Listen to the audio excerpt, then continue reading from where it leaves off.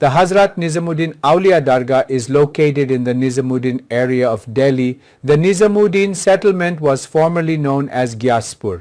This historic village was transformed into a spiritual hub after the arrival of Hazrat Nizamuddin Aulia in the 13th century. Hazrat Nizamuddin was a revered Sufi of the Chishti order.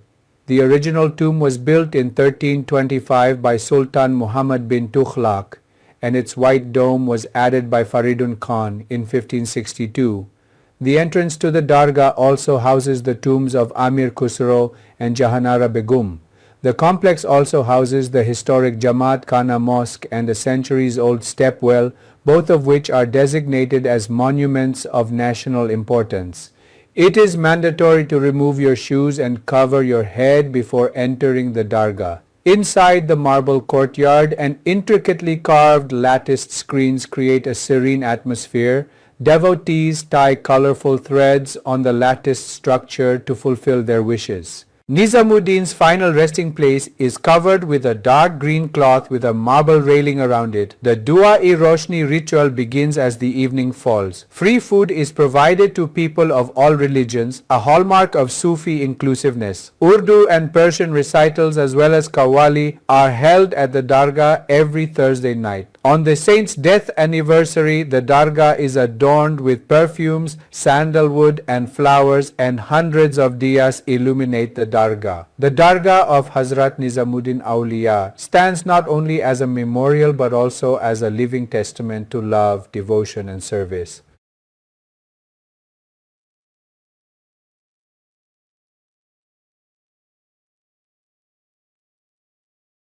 Hazrat Nizamuddin औलिया दरगाह दिल्ली के निजामुद्दीन क्षेत्र में स्थित है।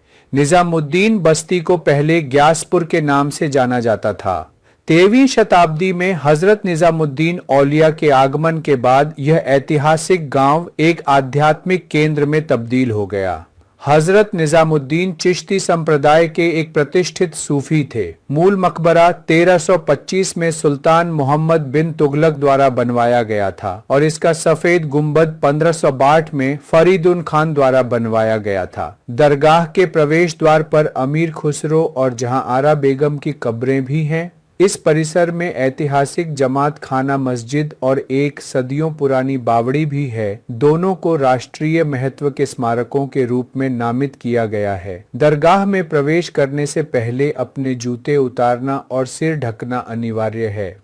अंदर संगमरमर का प्रांगण और बारीक नक्काशीदार जालीदार पर्दे एक शांत वातावरण बनाते हैं। श्रद्धालु अपनी मनोकामना पूरी करने के लिए जालीदार संरचना पर रंग बिरंगे धागे बांधते हैं।